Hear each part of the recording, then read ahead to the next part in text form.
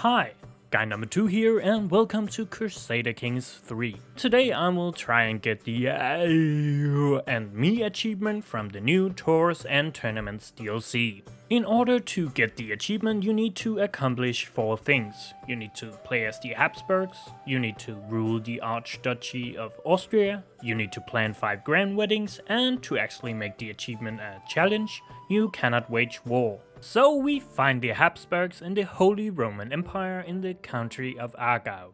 The head of the Habsburgs is Count Werner, who luckily starts out with a son and a good amount of intrigue, which is gonna be really important since I can't wage war. To rule the Archduchy of Austria, I would first need to form it. However, one of the requirements is to completely control the region of Austria, which is this little piece of the Holy Roman Empire. However, that is currently split into 2 different duchies, the Duchy of Austria and the Duchy of Steiermark. So my first target was to get my hands onto the Duchy of Austria, currently ruled by Duke Ernst.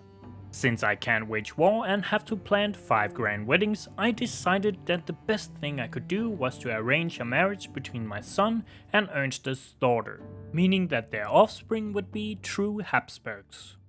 With the promise of a grand wedding, I got them to accept the agreement. The good thing about the Duchy of Austria is that its succession laws are male preference, meaning that if there are no available males, then the future wife of my player heir will inherit the Duchy of Austria. In other words, if I could make sure that Duke Ernst didn't get any more male children, then the future wife of my player heir would only be 2 deaths away from being first in line. While pondering over if I should kill Duke Ernst or one of his sons, I suddenly noticed that Duke Ernst was gonna participate in a tournament, which would give me the opportunity to use one of the new features in the Tours and Tournaments DLC. Because when 2 characters are at the same event, you can change your intent to try and murder them. However, as you can see in this sped up footage, I didn't get a single scenario where I could try and murder Ernst, meaning that the whole tournament just ended and I didn't get anything out of it. So I was about to do it the old-fashioned way when I suddenly got an invitation for a hunt. And lo and behold, the dear Duke Ernst was gonna participate as well. So the only natural thing to do was to try again. Incredible enough, nothing of interest happened and my murder intent failed once again. But this saying, good things comes to those who wait, came through, and after checking in on Duke Ernst after our little hunt, I noticed that he wasn't around anymore. I'll take it. Instead, his son Leopold II had taken the reins, and it was now time to decide whether him or his little brother was gonna go. Given that his little brother was way easier to kill, I went for him. But like father like son, and Leopold II's little brother had suddenly decided to drop dead without me having anything to do with it. I had now tried to kill 2 people very unsuccessfully while still being very successful. Now that he was dead, the future wife of my player heir was now the primary heir to the Duchy of Austria. However, she was still too young to rule the duchy, so instead of worrying about a regent getting too powerful, I instead decided that Leopold would stay in charge until she was old enough to actually rule the duchy. The only thing I had to do was to keep an eye on whether or not Leopold was producing any children. While waiting for my player heir to grow up, I got the nickname the Wolf, which is quite ironic for somebody who tried to kill 2 people and didn't succeed once. Finally, my player heir turned 16 and I was able to proceed with the grand wedding. Now I am not one to let good opportunities slip by, so since Duke Leopold II was gonna be at the wedding, I thought why not kill him there? I then realized I didn't have that much gold, but after turning everything down to a minimum, I just managed to hold the grand wedding. That is what I call great budgeting. And so the wedding began, and this time I finally got a chance to murder someone at an event. With a 90% chance of Werner murdering him, I went for it. Weirdly enough, you don't immediately know if it worked, but have to wait for this notification to pop up. And Werner was successful. Fantastic. And so my player heir was finally married, and suddenly had the wounded trait. I'm not sure I'd want to know what happened during their wedding night. Anyway, the wife of my player heir was now the Duchess of Austria, meaning that their children would be born as Habsburgs and would inherit the Duchy of Austria. The title was as good as mine now. While waiting for them to produce some offspring, I made sure to negotiate all the alliances that I could, which is something I would do throughout the campaign to increase my strength and deter the AI from attacking me, so I wouldn't fail the don't wage war condition. I would, obviously, just let my ally down every time they ask for help, so I wouldn't be dragged into anything. I also made sure to increase crown authority, since it would have to be high for me to be able to form the Archduchy of Austria. Eventually, Werner got a grandchild. Unfortunately, that grandchild was a female, meaning that it wouldn't really be possible to get the Duchy of Steiermark through marriage. Luckily, the next child that popped out was a male, and the next goal of getting my hands on Steiermark could commence. First up, I arranged a marriage between my grandson, also called Werner, and the sister to Duke Adalbaro of Steiermark. The Duchy of Steiermark had the preferred male law, so once again a few heads had to roll before she was first in line. Up until now, Werner had only murdered one person, but his skills were once again needed to make sure that the future wife of his grandson were the first in line to the Duchy of Steiermark.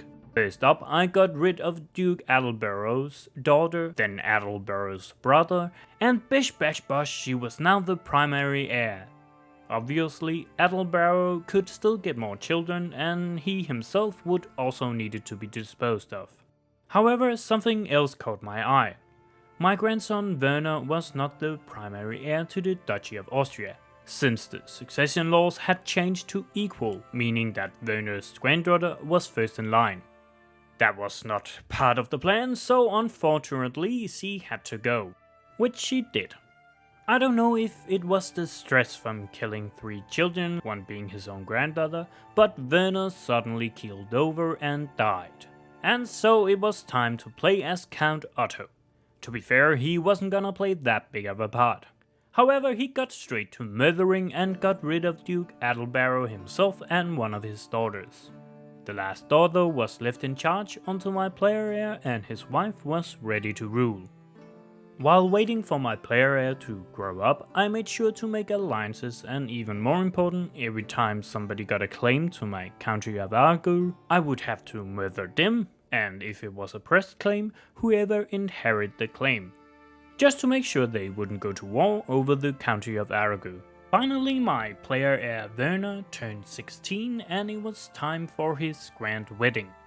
However, I encountered a bug that made it so I didn't get the opportunity to actually commence the grand wedding. After letting the time pass for a while, trying to figure out if I could fix the bug, and also making sure that the future wife of my player heir was the Duchess of Steiermark, the betrothal expired and I could try once again.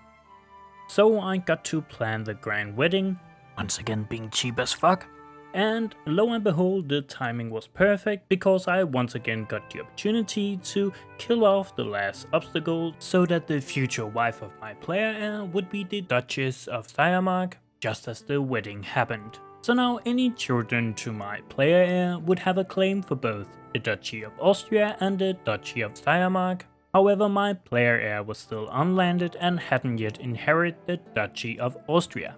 And the quickest way to speed up this process was unfortunately to get rid of my own wife. Now that my player heir had gotten some offspring, there wasn't really any more use for Otto. So he took the quick way out. And just like that, I was onto my third character, the second one named Werner, but nonetheless the first Duke, which also meant I was halfway there to getting the needed territory. And so my new player heir, who is also called Werner?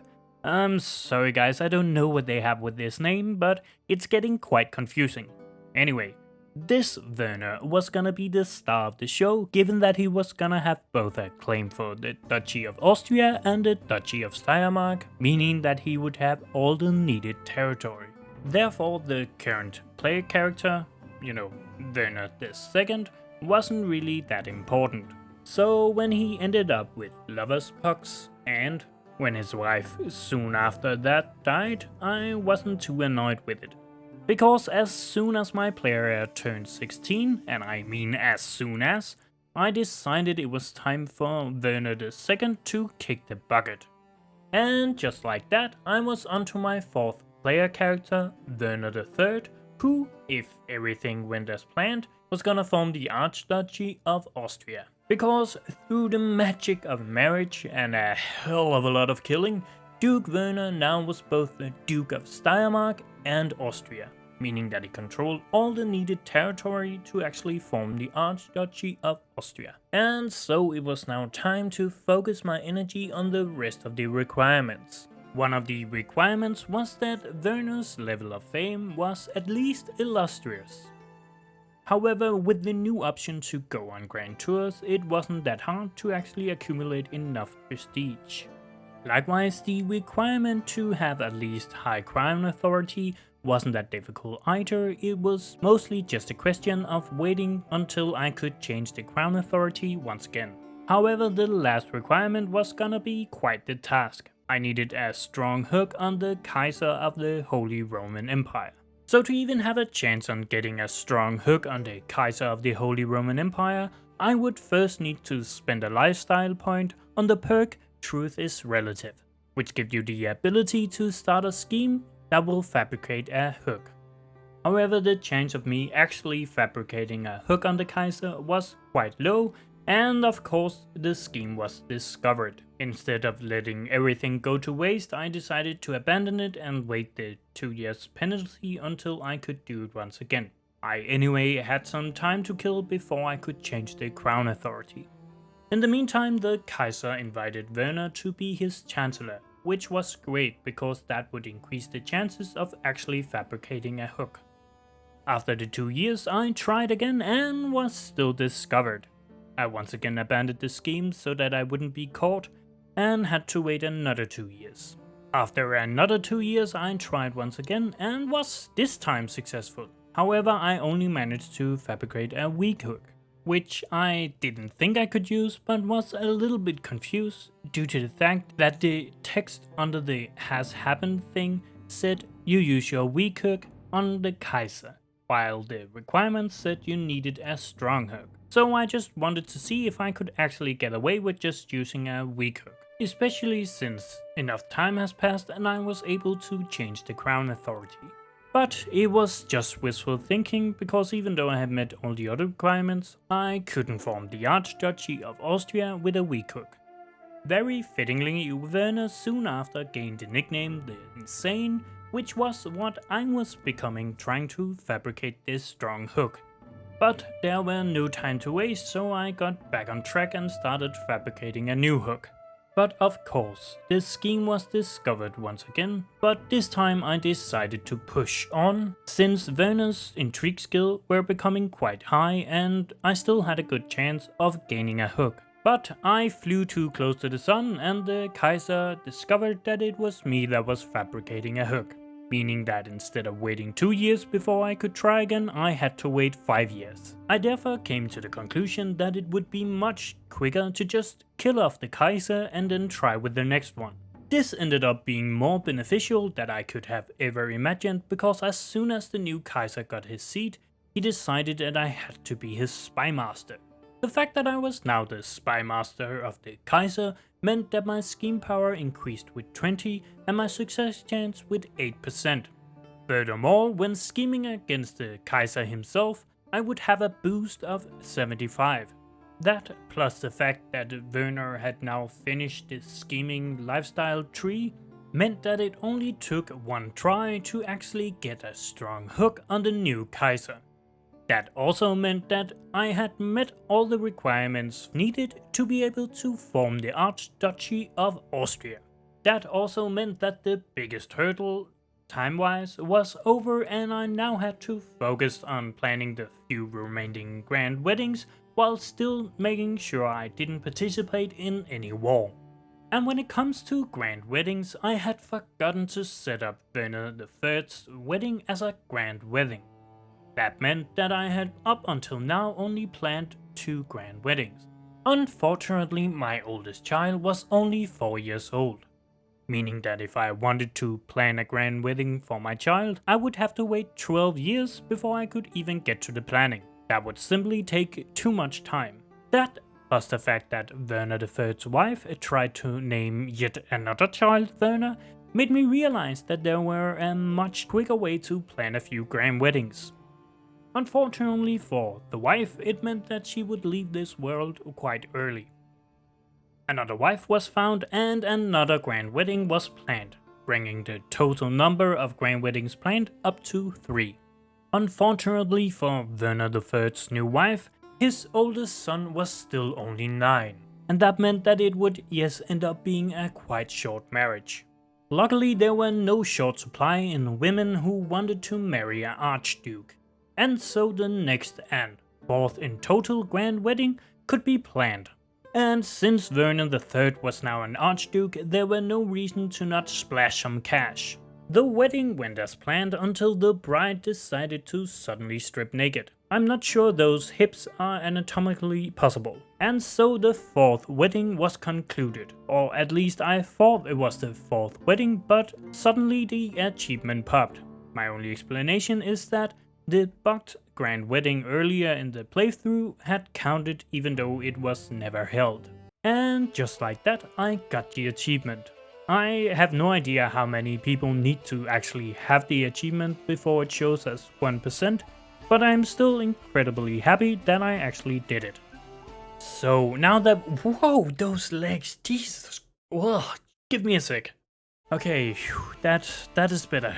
Anyway, if you are still watching this video, then thanks a lot. It took over a month to actually get done, mainly because I've been very busy, but I just wanted to say thank you and I hope you enjoyed it. If you did, please consider subscribing or leaving a like. Ciao!